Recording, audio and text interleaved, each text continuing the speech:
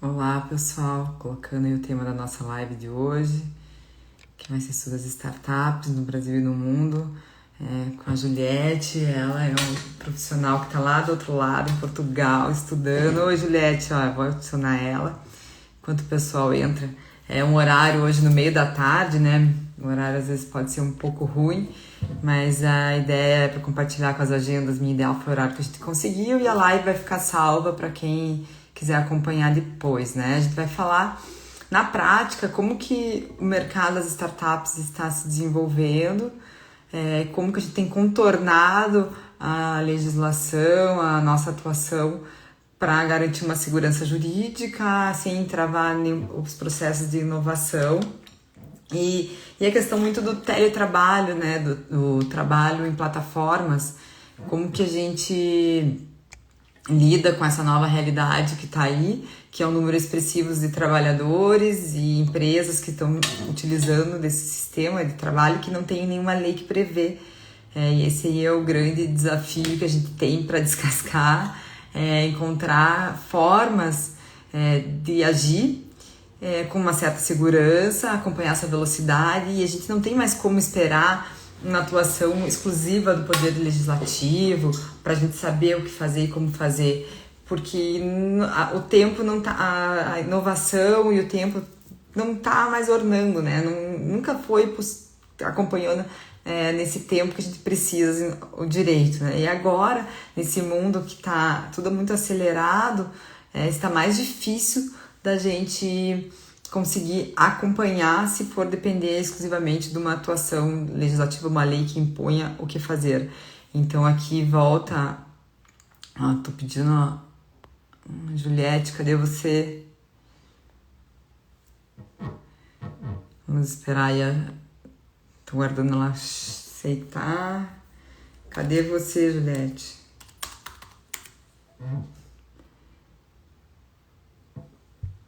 Vocês estão me ouvindo? Será que travou aqui pra mim? Alguém tá me ouvindo? Dá um sinal aí, pessoal, para saber se estão me ouvindo, se tá... ou se eu tô travada aqui e ninguém tá me vendo. Oi, Gil, tá me ouvindo? Tá me vendo? Aqui, Juliette, você tá. Deu.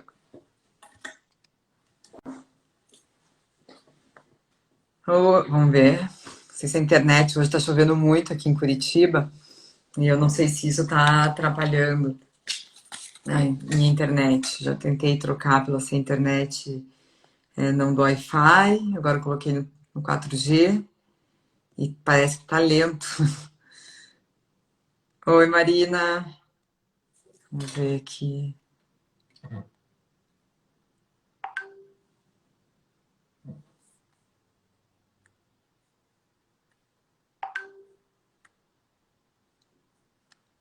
Olá, professor Marcelo. Tô aguardando a Juliette entrar antes de começar a falar. É legal vocês aqui, né, a Marina, que é empresária, né? A gente tem buscado novas formas de trabalhar. E a Juliette não está conseguindo. Será que é minha internet? Vamos ver aqui se eu consigo falar com ela.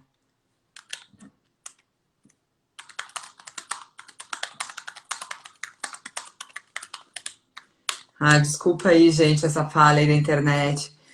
Então, qual que é a ideia aqui da live hoje, né? O pessoal que é do ramo de turismo, que nem tem a Marina, é interessante estar aqui, porque hoje tem inúmeras plataformas que estão servindo mão de obra, forma de atuação, e a gente tem se reinventado muito com base nisso. E aí a questão é que a gente não tem uma legislação que prevê isso. Inclusive nós mesmos fazemos renda na internet hoje, né? Vendendo um produto ou outro. Então isso está muito ainda sem legislação. E aí como que a gente vai utilizar isso, se apropriar? Deixa eu ver como é que eu acho que a Juliette... Ela não tá conseguindo entrar. Deixa eu mandar aqui. Utilizar isso e aqui... Ô, Juliette, deu certo. Agora apareceu. Fiquei aqui enrolando por bastante tempo falando. Pronto, agora ficou certo. Ah, legal. Então, obrigada aqui pelo convite. Aqui já tem algumas pessoas participando. A Marina, que é do ramo de. Que eu estava conversando para ela do ramo de hotelaria, né? Do turismo, que tem muito trabalho em plataforma, cada vez mais acho que vai ser uma crescente esses trabalhos em plataforma. E aqui a Juliette, ela mora em Portugal, né? Ela é mestranda lá, e a tese dela é voltada à lei da uberização. E aqui é bom de desmistificar um pouco quando a gente está falando em uberização, essa lei não é só focada no negócio do Uber, né? Na É, verdade, ela aqui, tem impacto em trabalhos em plataformas, né? Que aí é muitas das startups. primeiramente eu queria agradecer pela oportunidade, né, de debater esse assunto que está muito atual, não só aqui em Portugal, mas no Brasil e no mundo como um todo. Mas o que está pairando aqui em Portugal é a proposta da Lei Uber. Então, o que seria essa proposta da Lei Uber? A proposta da Lei Uber não vai abranger só apenas as pessoas que trabalham como estafetas, que é considerado motoboy no Brasil, que vai entregar alimentos ou bens de serviços, ou apenas os condutores, os motoristas que trabalham também para a Uber, Deliveroo, Freenow, que essas são as empresas equivalentes aqui, que é o Rap, né, o táxi, 99 táxi, aí equivalente no Brasil.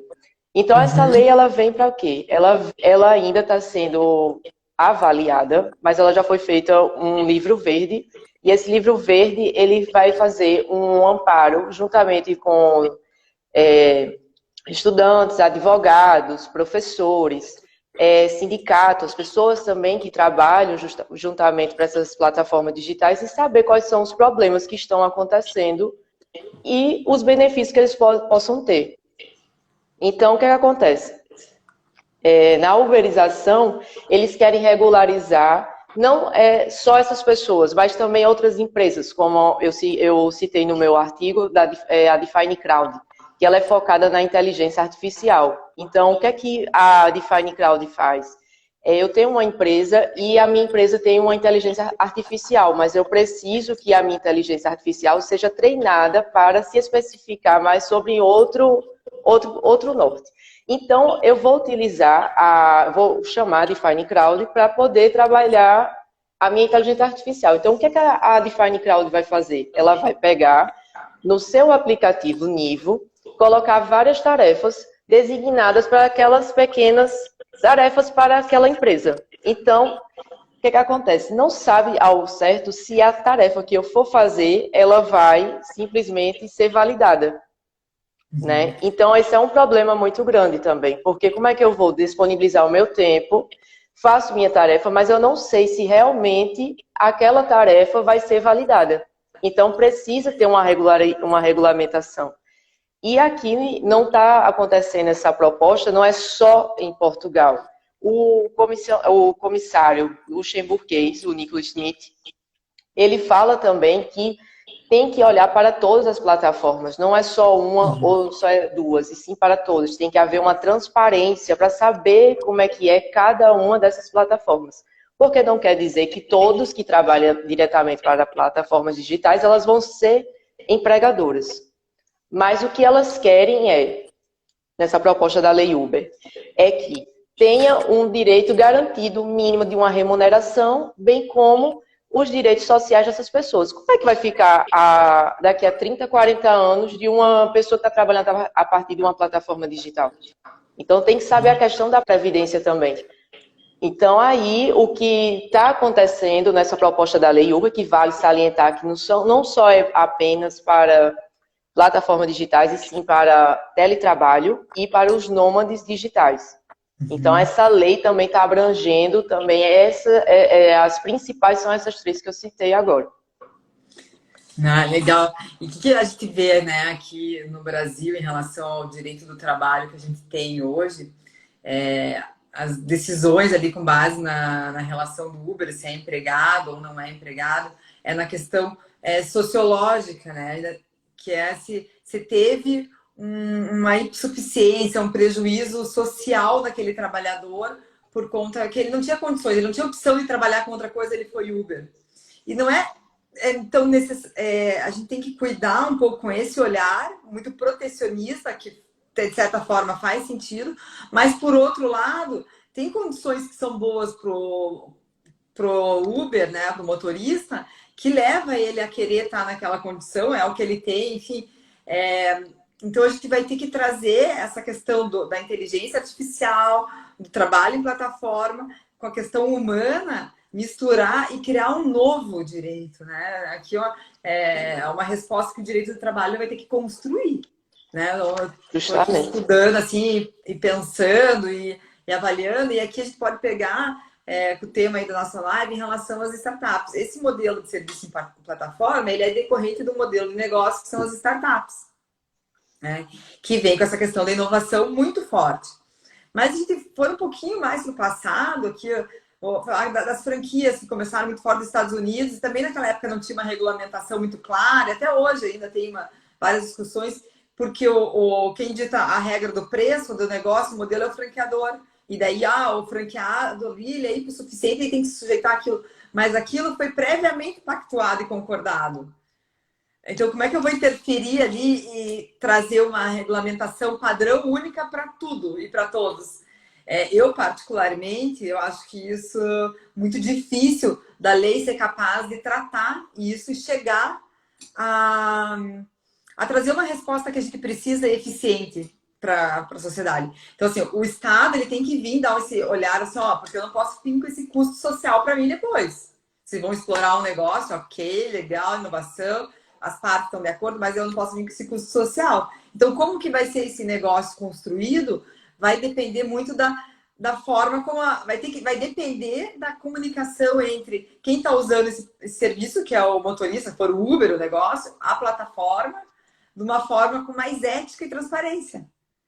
Com certeza. E é muito fácil chegar, porque agora na pandemia, né, a gente está vendo que, principalmente aqui em Portugal, muitas lojas estão fechando e não tem mais o que trabalhar. O país está fechado, as fronteiras estão fechadas, então eu tenho até relatos de uns amigos meus que estavam trabalhando em restauração, que é restaurante aqui que se chama, e ele falou, não tem turista, não tem turista, não tem ninguém que vá, né? Agora só está tendo takeaway. Então, a gente que mora aqui, a gente também não pode ir até o restaurante por causa do estado de emergência que a gente está vivendo atualmente. Então, o que é a saída dessas pessoas?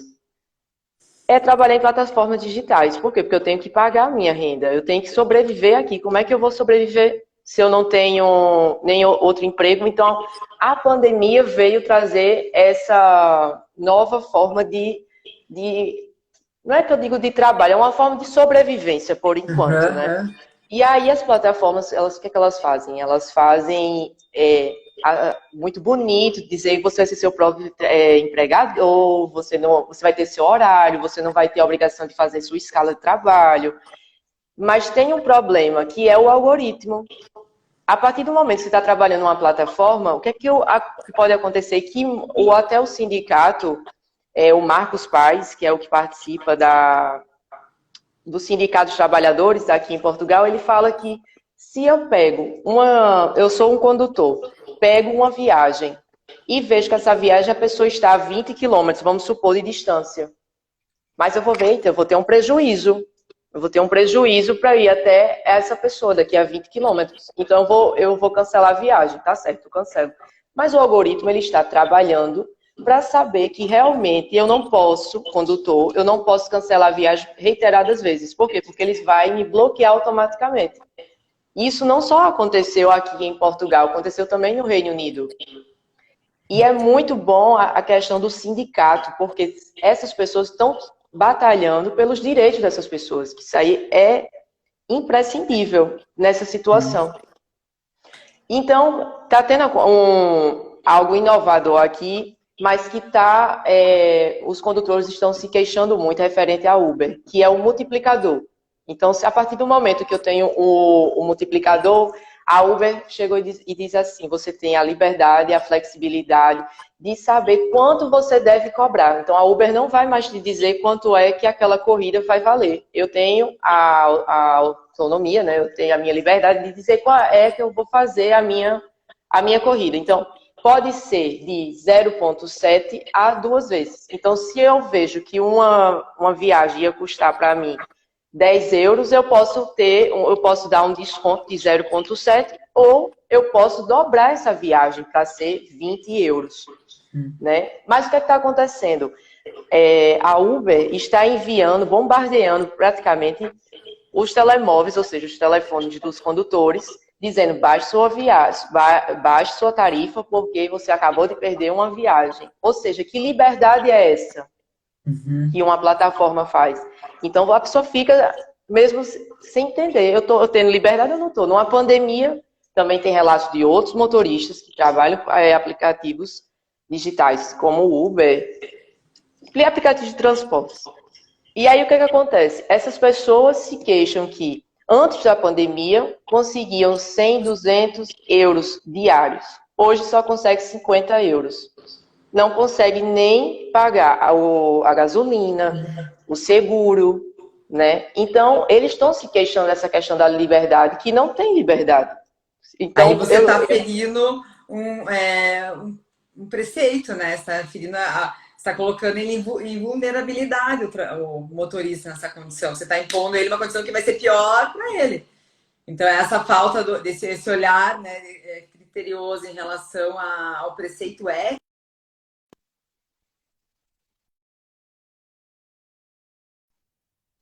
é o que vai fazer eu entendo que vai trazer essa uniformizar. É o que vai ser. Uniformizar. Todo mundo vai ter que chegar no mesmo denominador comum, porque não fica bom só para um país, que na França já foi reconhecido o vínculo empregatício dessas pessoas. Também não pode ficar a Espanha, que o Tribunal também Superior já reconheceu que eles são empregadores. Na Itália também já nomearam esses empregadores como hetero-organizadores, ou seja, eles não são conhecidos como empregados, mas ele tem essa denominação diferenciada pelo fato que abrange todos os direitos trabalhistas que eles podem ter. Na Suíça, por exemplo, já... Mas também a gente tem que ter um pouco de cuidado, né? Porque se não fizer essa uniformização, a plataforma vai migrar para onde ela interessa o algoritmo dela, né? Vai ser mais vantajoso. Se for ver que acho que na Califórnia também já se pronunciou que se for mantida uma decisão desfavorável para a Uber, eles estão saindo da operação de lá. E isso também não é legal, porque lá teve uma manifestação dos próprios motoristas de Uber querendo se ajustar para ficar lá, a plataforma que eles tinham interesse de operar lá dentro. Então, a gente vai ter que chegar num equilíbrio nessa relação aí. E aqui, principalmente as plataformas digitais, no caso da Uber, o que é que ela quer fazer? Ela quer comprar as outras empresas. O interessante dessas startups é que elas conseguem, como no caso da Amazon, uma grande empresa quer comprar umas startups. Por quê? Porque ela não quer ter competição com nenhuma outra empresa, né? O caso da Define Crowd, eu vi noticiários que a Amazon investiu na startup, na Define Crowd, e em mais ou menos 4 anos, ela lançou no mercado um novo, como é que se diz? Um novo produto muito parecido com o que a Define Crowd fazia. Então, ou seja, é algo que essas empresas ficam menores, né? As startups ficam com medo de, eita, será que eu estou fazendo um bom negócio de me aproximar de uma empresa tão grande? Né? Então, fica essas questões. No caso da Uber, a Uber aqui está querendo comprar a concorrente. Por quê? Porque ela quer operar em toda Portugal. Ela não quer ficar com outras pessoas.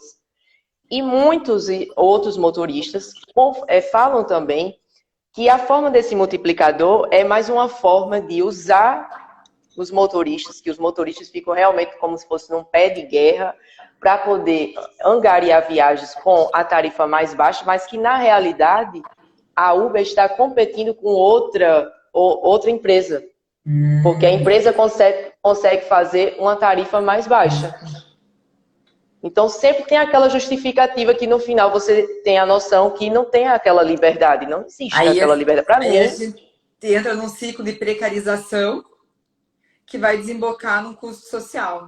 E aqui a gente vê, assim, se pegar número, eu estava vendo uma reportagem esse final de semana e falando da importância de você trazer na educação básica a questão do olhar do trabalho de tecnologia, de inovação, para acompanhar de multitarefas, né, para acompanhar esse novo mercado.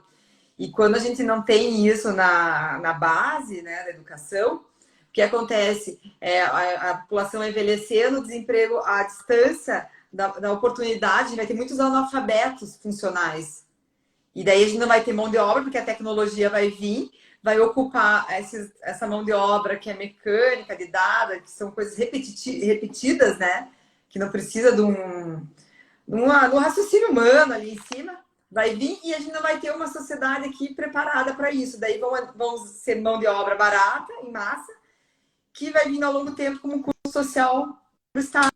Então, que gera uma série de danos, né? Então, assim, acho que é o momento de a gente parar, né? Trazer aqui o assunto da lei, da uberização, mas é parar, assim, e olhar o que está acontecendo. Como que está o mercado de trabalho está reagindo com a introdução da inteligência artificial, que veio para ficar, e como que a gente vai equalizar isso numa nova forma, numa forma de um novo contrato, né? Que não é só a legislação trabalhista, a gente tem que trazer preceitos de princípios básicos para dar esse olhar do impacto que esse novo modelo de contrato gera. Aí eu trago a questão da agenda do Pacto Global, a agenda ESG para as empresas, né? Que seria a questão do olhar do social, do olhar de governança e do olhar ambiental. Colocar o indivíduo no centro e ver esses impactos para criar soluções ou dar ferramentas e autonomias para as instituições como sindicatos, organizações de classe, construírem um modelo que faz sentido para aquela plataforma, né? Para aquele negócio de inovação. Inclusive, falando sobre essa questão ambiental... Eu vou pegar meu carregador aqui, que tá acabando. Ok. Vai falando aí. Inclusive, no ano passado, Lisboa foi considerada a capital verde. E nessa nomeação, destacou-se também grandes empresas, bem como startups, que se beneficiaram, né, dessa questão. Então, que escreveram? O que quer dizer? Portugal, que teve muitas melhorias acerca do estoque de melhorias, né, ambientais, eles fizeram com que as empresas que assinassem diretamente com a Câmara Municipal fizesse a redução de empregados que vá de carro para as empresas, utilizem o carro ou como é que eu digo aqui? É ônibus, é porque aqui é autocarro. Se chama ônibus, é autocarro. Então, preferem que essas empresas trabalhem, os empregados vá trabalhar utilizando os transportes públicos. Por quê? Porque vai evitar a poluição, o CO2, né? Que é uma das coisas que a Uber também implementou no ano passado, em julho, 16 de julho, que para eu poder me cadastrar o meu carro, tem que ser a partir de carros elétricos. Não pode ser mais um carro que não seja elétrico. Mas nada obsta que, se eu já tiver outros carros já cadastrados na plataforma, eu não possa trocar por outro que não seja elétrico. Então, sempre essa questão ambiental está realmente abrangendo todo mundo, né? Então, as startups, como a Define Crowd também assinou junto com essa melhoria, também não utilizar, né? Também temos que comentar nesse sentido que usar algo que, tipo um copo, eu não posso usar um copo descartável, porque o copo descartável ele não vai ser bem para o meio ambiente.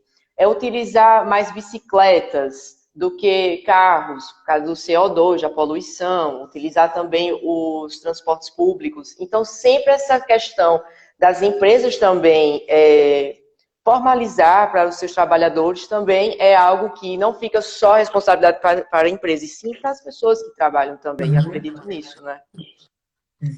Com certeza. É um repensar dos dois lados, né?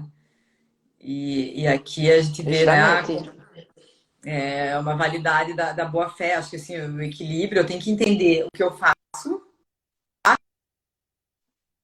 lado da empresa ou como profissional, né? E aí fazer uma equação para ajustar essa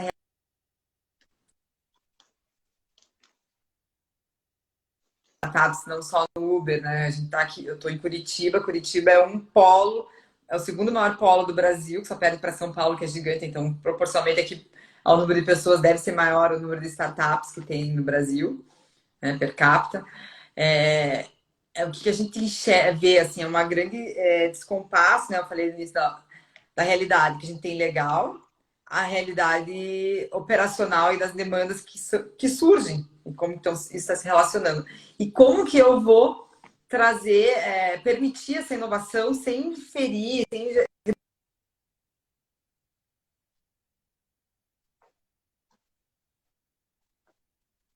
360 impactos que eu gero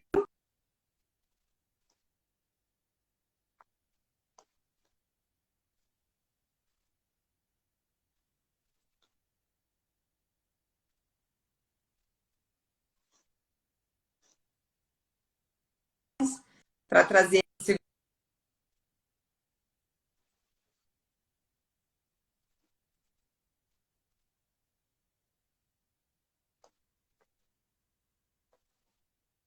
né, de Uber no Brasil.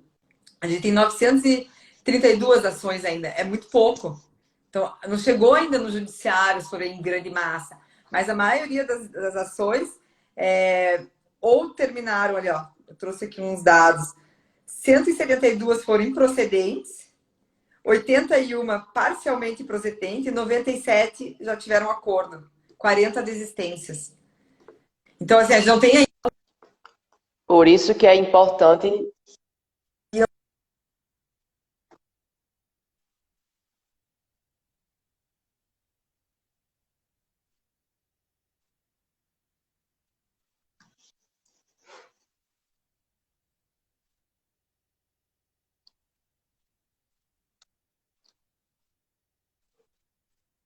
Preceitos éticos e se isso é praticado dentro da empresa e se ela é capaz de provar isso. Então, a gente sai dessa subjetividade que é a legislação, que era para ser algo mais concreto, mas que hoje não tem uma legislação. A gente teria que enquadrar numa que não tem nada a ser enquadrado aqui no Brasil. Temos um judiciário com decisões bem polarizadas, diferentes interpretações ainda, nada maduro. E a gente tem que agir de forma rápida, porque está crescendo cada dia. Tem empresa nova que cada empresa nova de startups que eu estou falando é um modelo de trabalho diferente. E o que eu acho interessante foi essa decisão do Reino Unido, que parou, né? Foi muito. Todo mundo falou acerca dessa decisão do Reino Unido, porque essa decisão ela qualificou os empregados como workers. Então, quando ele pega a questão do workers, é uma figura que está em paralelo com o empregado. Então, o que aconteceu? O sindicato, como sempre, né, o sindicato que deu entrada no processo disse que queria que essas pessoas fossem equiparadas a empregados. Ai, desculpa. Foram empregar essas pessoas, workers, ficou mais fácil. Por quê? Porque tem vários direitos que essas pessoas podem conseguir do que equiparar ela a empregado. Mas eles poderiam colocar que o juiz reconhecesse que eles fossem como empregados. Mas esse argumento foi de 5 anos atrás, que só foi ser decidido agora, né? E aí, o que acontece? Eu acredito que também possa se haver, se não existe uma lei ainda aqui em Portugal, no Brasil ainda, mas que surja também, eu sou a favor que surja uma terceira figura, mas que deixe sempre uma remuneração mínima para essas pessoas, bem como os direitos sociais delas, porque como é que eu vou? Hoje eu posso ser um entregador de alimentos, coloco minha mochila, que eu ainda tenho que pagar a mochila para ir levar a comida até as residências, né? E aí vou todo feliz, vou bem feliz, entrego minha comida, mas será que você realmente está feliz? Principalmente você que anda de bicicleta para poder entregar a comida. Se sofre um acidente de trabalho, né?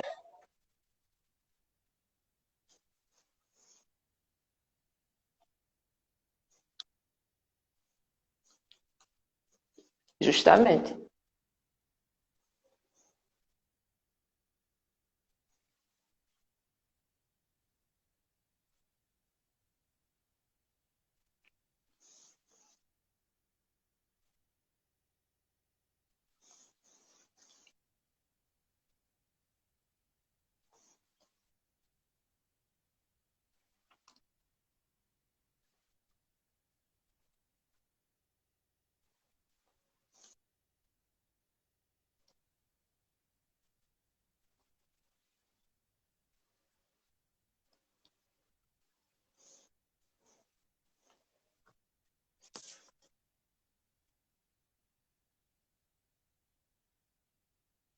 Aqui em Portugal, por exemplo,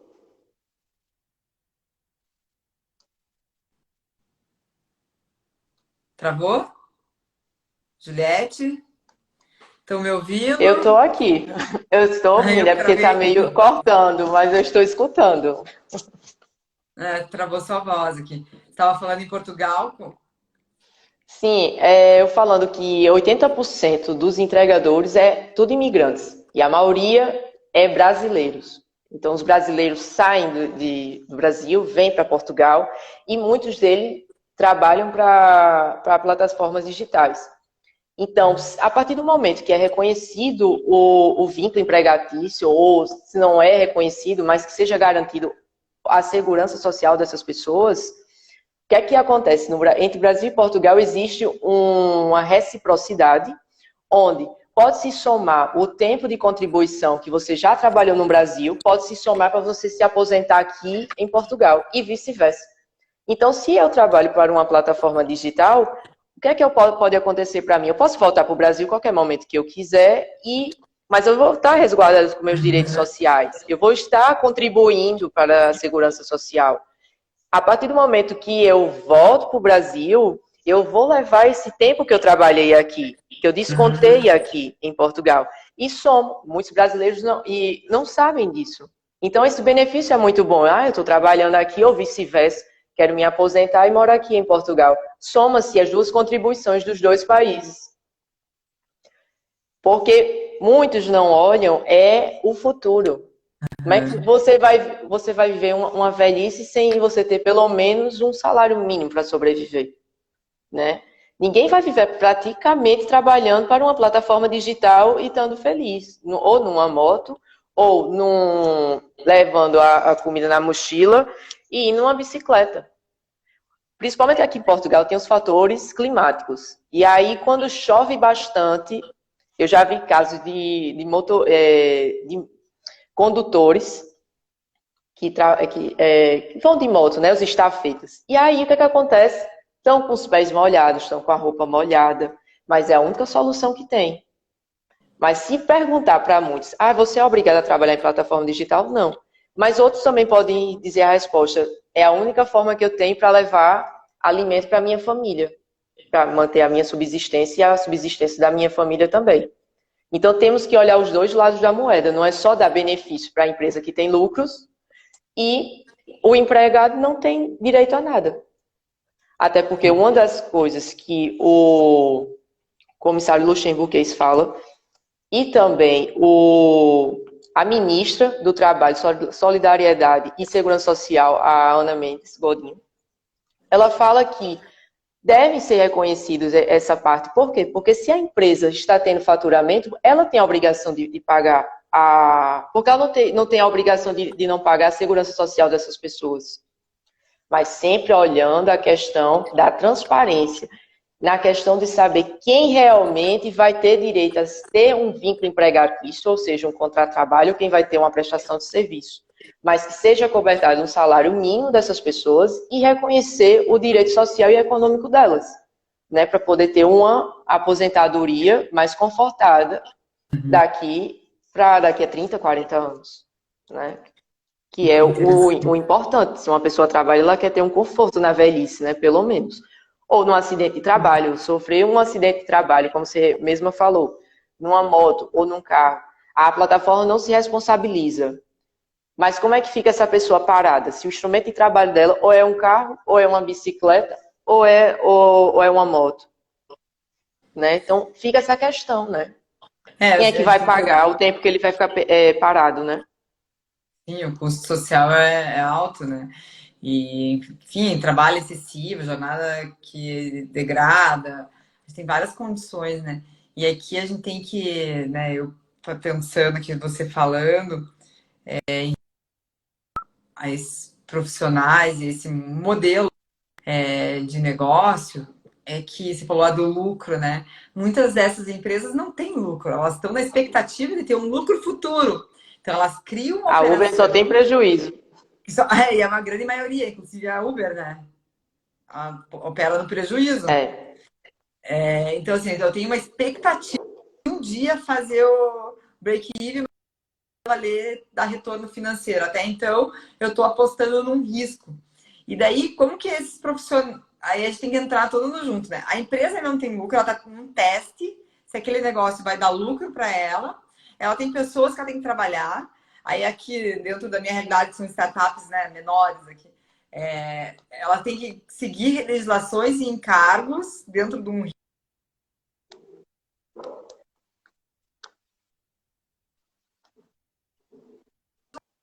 precisa contratar ninguém, ela tem essa chance de errar com menor risco que outras.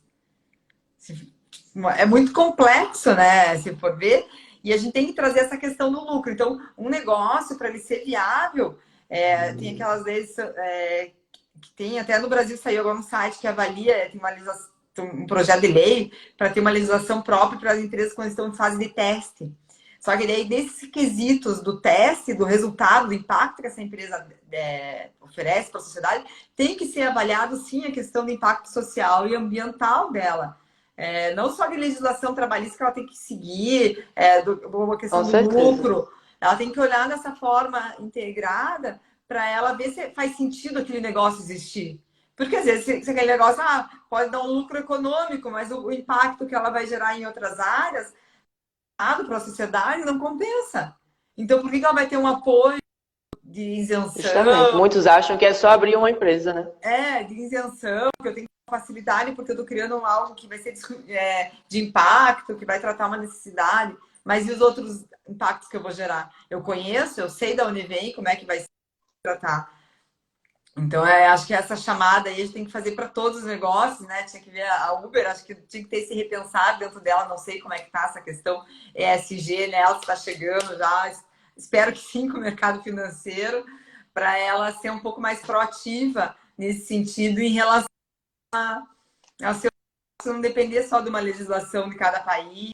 Hoje a gente tem um regramento nacional de princípios que são do Pacto Global, que eu posso me apropriar em nenhum lugar do mundo que eu esteja, e um padrão universal. Então, quem quer, consegue hoje de forma universal aí, se ajusta a realidades locais. Aí pegando ali a agenda dos ODS, que eu incorporo aqueles que fazem sentido dentro da minha localidade. E se for bem trabalhado, ela consegue extrair dentro da sua localidade aquele que faz sentido e criar o seu método. Não sei, alguém tem alguma dúvida aí que está acompanhando a Verdade. gente? Quer colocar algum posicionamento? O que está achando?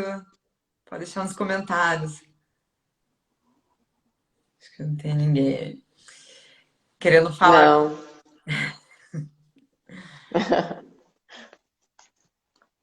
Eu acho que as Mas explicações estão bem boas, então eles não estão tendo dúvidas.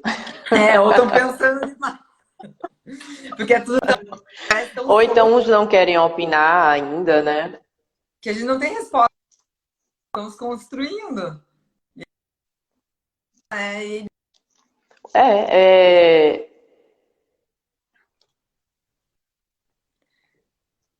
É, acho que esse é a reflexão que fica aqui. A gente pode encaminhar aqui para um final. Não sei se tem mais alguma coisa. Eu acho que precisa se for ver aqui de uma moralização muito forte do direito no Brasil.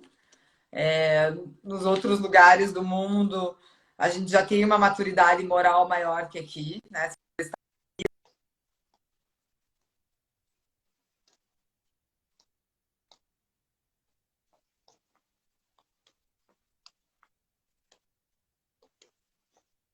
Com certeza.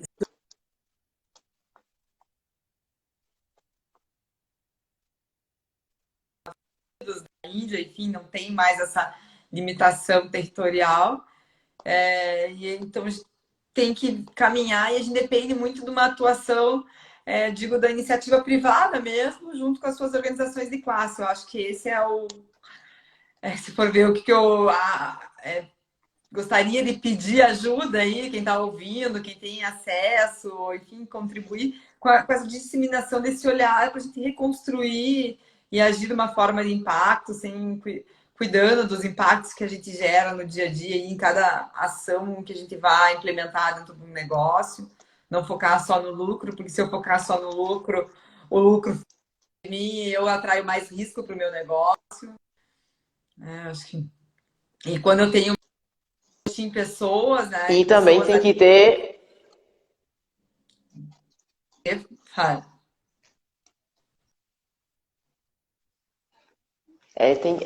Não é só você abrir uma empresa na realidade, né? Não é só você abrir uma empresa, você também tem que saber como gerir a empresa. E para isso o advogado tem esse papel de fazer aquela advocacia preventiva, ou seja, o que é que você pode fazer para não acontecer tais situações, não é? Não é só procurar o advogado quando se chamam Como que eu pega vou para capar, construir essa né? solução, né? E Pois é, aqui, justamente. em relação ao direito do trabalho, que eu vejo assim, ó, o primeiro o que a gente tem hoje para explorar dentro da fórum é o contrato.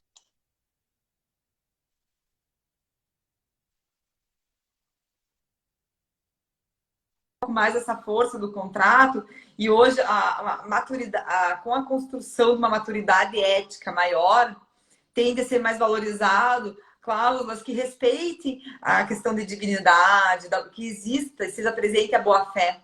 Então, quando você consegue ter a boa-fé na tua essência, da tua vontade de agir ali, de contratar, você pode fazer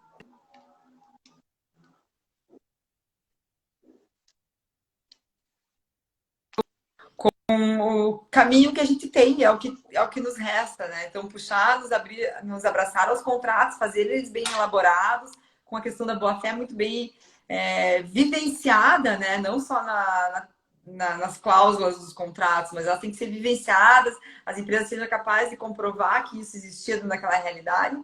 E se conseguiu fazer isso, assume o risco e vai para frente, vai com o teu negócio, né? E aí, como que você vai avaliar? Eu criei uma coisa Justamente. diferente.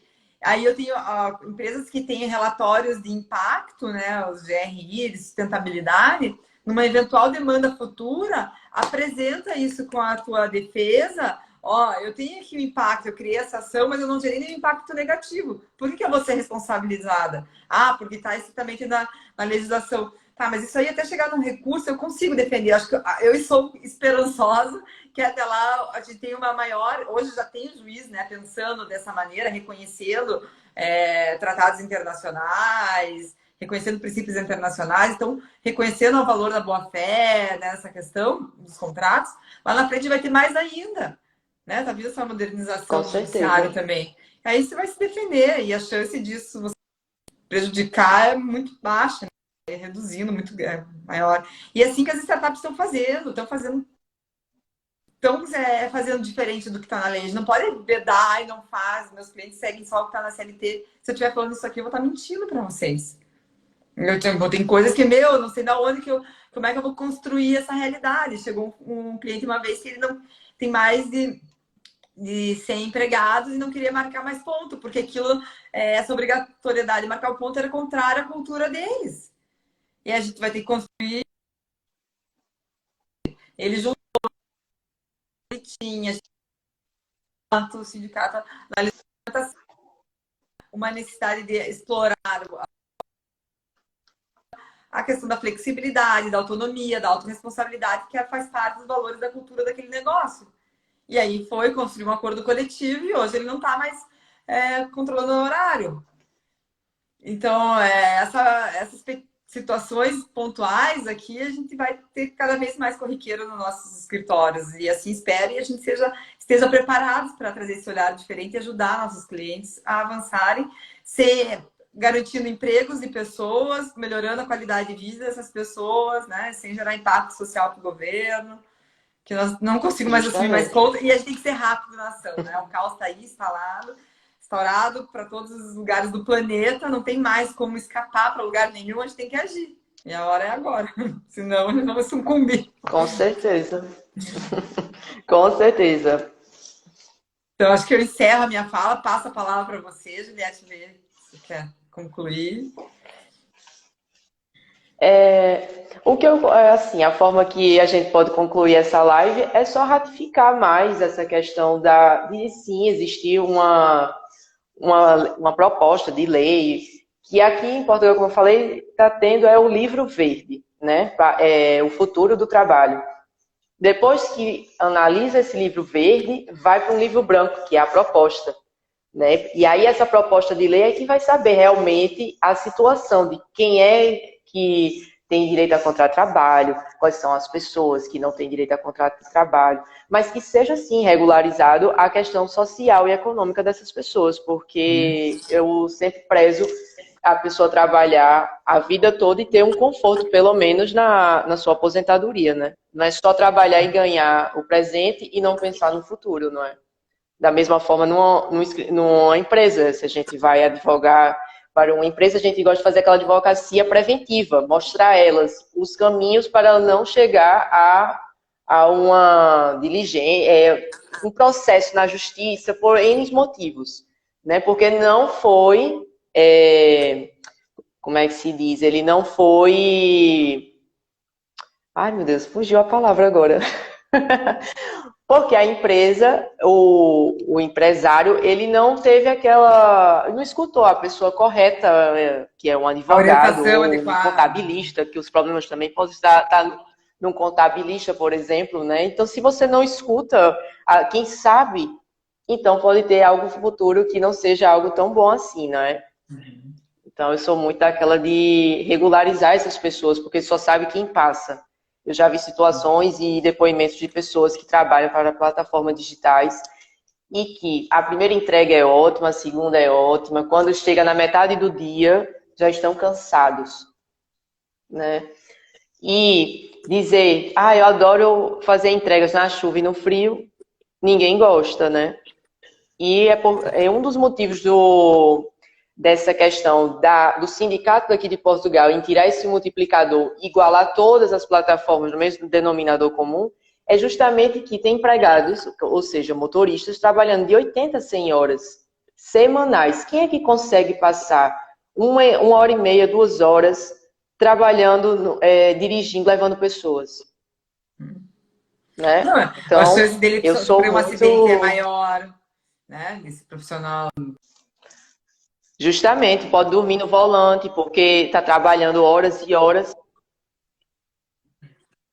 E olha aí como impacta negativamente naquela empresa de transporte que tem a obrigação de controlar o horário, dar os intervalos para os funcionários, dar tanto tempo de direção, né? Eu estou muito com transportadora. Justamente.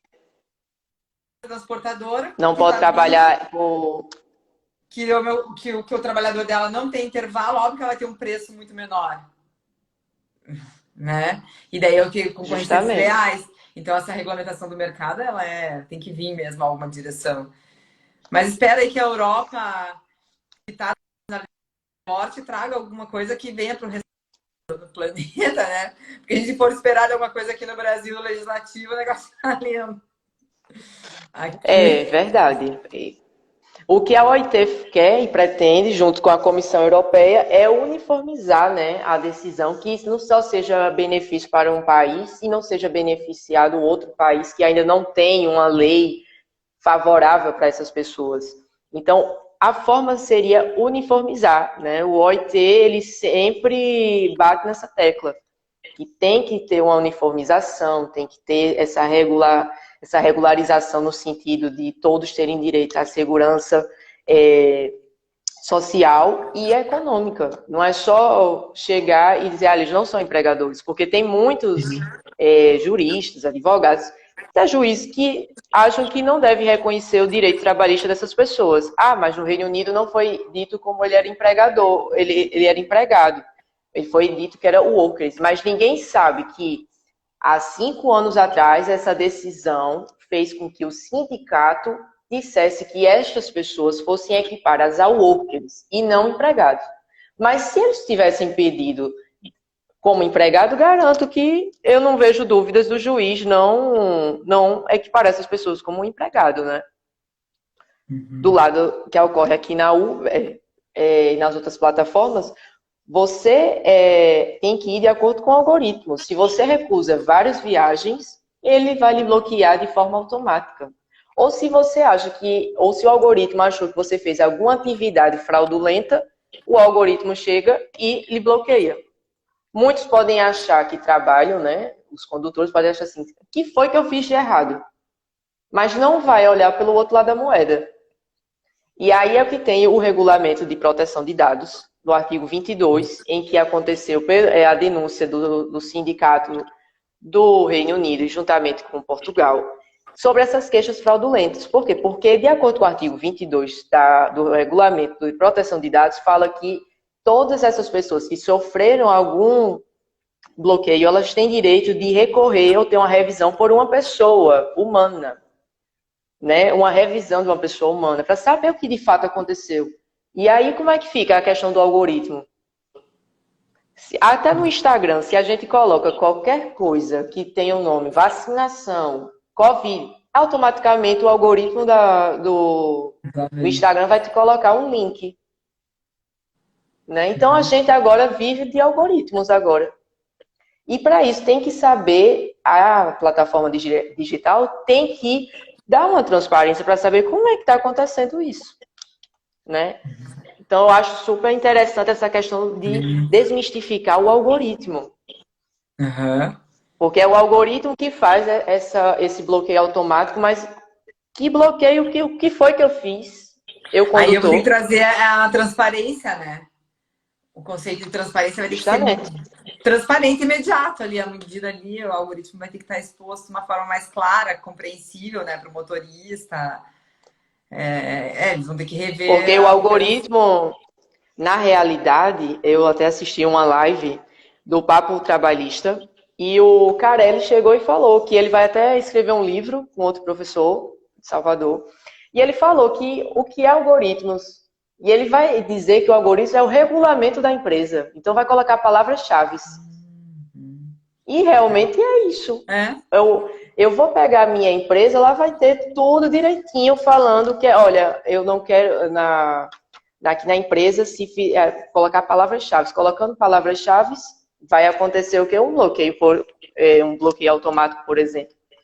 Então, essas questões que tem que haver transparência, tem que saber o que é que de fato é o algoritmo. Né? Ele até falou uma questão que eu até achei engraçada. Palavrões. O cara ele até comentou. Se você fala palavrões, o algoritmo pode entender, eita, é uma atividade, pode ser alguma coisa que não está de acordo com o regulamento da empresa. Né?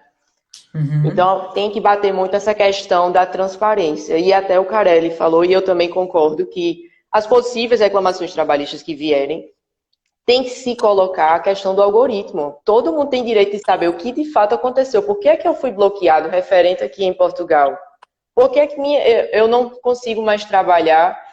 Porque o algoritmo não fala. Ele é muito objetivo, ele não tem coração, né? Então, todo mundo tem que ter direito de resposta. Então, saber ter uma revisão, saber abordar aquela pessoa presencial, olha, aconteceu isso, isso e isso, e por que é que eu fui bloqueado? Pelo regulamento de proteção de dados daqui, europeu, né? O artigo 22 fala isso, todo mundo tem direito. E foi uma das queixas que os sindicatos do Reino Unido, juntamente com Portugal, falaram. Né? E aí não é só você trabalhar, porque antigamente normalmente você trabalha com um empregador que fica dizendo, você não bateu tanta a sua meta diária. Você precisa bater sua meta diária, senão você vai sair do trabalho. Não sempre tem aquele empregador que fica enchendo o ouvido da pessoa. Já o algoritmo, não, ele não tem coração, ele vai e tira. E muitos podem entender que eu fiz alguma coisa de errado. E ele fica até pensando, o que é que foi que eu fiz que eu estou bloqueado? Outros não, outros já podem dizer, eu vou atrás, eu quero saber o que foi que realmente aconteceu. Quero saber do algoritmo. Então, por isso que tem que se haver essa transparência, né? Saber direitinho, para poder ninguém ficar lesado no Entender, final da né? Até a história, né? ideia Porque da sempre a empresa... advertência. Até a ideia da advertência verbal, né? Se dá um alerta para a pessoa, o que você espera. Então, se for ver, o que é o regulamento interno também é que a empresa faz, a empresa tem que se submeter àquelas né, com as regras internas, então ela tem que ser divulgada com clareza, ela tem que compor esse contrato. E quando você dá lá o aceito lá na plataforma, é ali que vai estar essas condições, né?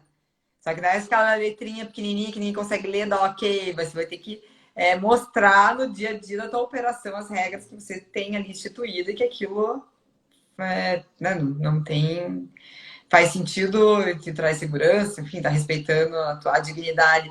E a gente volta, o centro da tomada de decisão tem que ser o respeito à dignidade humana, né? A qualidade de vida, o bem-estar, isso aí é em todos os lugares. Justamente. Esse é o bem precioso, mais precioso que a gente tem. Aí a operação do negócio tem que rondar essas questões. E assim, para finalizar, o secretário isso assim, para finalizar, o secretário adjunto do trabalho, o Marcos Cabrita, ele realmente fala como é que uma pessoa aceita trabalhar para uma plataforma digital, já sabe que não tem vínculo empregatício e aceita tudo que a plataforma faz. Por isso que ele também ratifica esta proposta de lei ser feita aqui em Portugal, para regularizar todos. Não é só pensar no presente, pensar no futuro, né? E todo mundo está caminhando nesse sentido, né? Regularizar se vai ter vínculo empregatício ou não, mas que seja reconhecido as condições básicas de um trabalhador, né? Legal, Juliette. Obrigada aí pela participação. A live vai ficar salva, o pessoal Por que nos nada. acompanhou. Obrigado e vamos continuar conversando aí para ver o que caminho que a gente toma, Com né? certeza. Esses trabalhadores, essas empresas aí. Tomara que tudo dê certo aqui de um ano. Daqui a um ano a gente esteja aqui conversando de volta e verificado quanto avançou e quanto fez bem isso para a Com sociedade. certeza. Tá bom. Boa Com tarde, pessoal. certeza. Boa noite aí em Portugal. Boa tarde. Beijo aí. Tchau, Boa tchau. noite. Tchau.